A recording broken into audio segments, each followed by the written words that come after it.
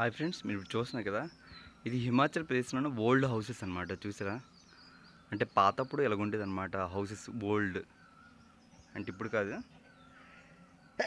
Excuse me, okay, ఇప్పుడు కాదు, అప్పుడు అంటే ఒక 20-30 సంవత్సరాల క్రితం ఇలా ఉండేది అనమాట. చూసారా?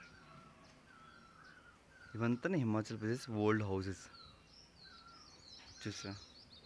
ఇలాగా ఇక్కడ ఆవులు గట్టి ఏవి పెట్టుకునేవారు. ఇవి ఆవులు పెట్టుకోవడానికి, ఏవి పెట్టుకోవడానికి ఇక్కడ కిందనమాట. ఇది పాక అనమాట. ఇవి హౌసెస్ అనమాట. పైన ఇల్లు ఉండేది.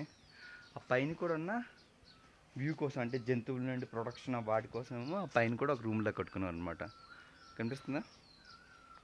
అవంతా పైన అంతా రూమ్స్ అనమాట. అవన్నీ రూమ్సే. చూసారా? ఇది హిమాచల్ ప్రదేశ్లో హౌసెస్ అనమాట. చూడండి, ఇది మనం చూస్తాం కదా, అలాంటి హౌసెస్ అనమాట ఇవి. అంటే మనము ఇప్పుడు యూటిలైజ్ చేస్తాం కదా, ఆ టైపు ఇల్లు అనమాట ఇవన్నీ. అంటే అలాంటి బిల్డింగ్లు. ఇవి పాత హౌసెస్ అనమాట.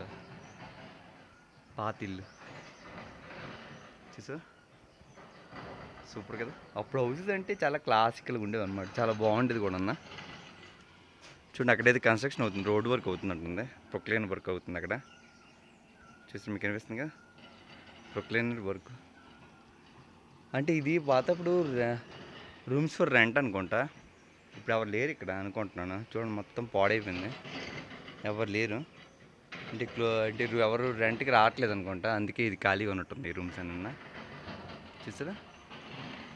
ఇది హిమాచల్ ప్రదేశ్లోని హౌసెస్ అనమాట. చూడండి, ఎలా చూద్దాం.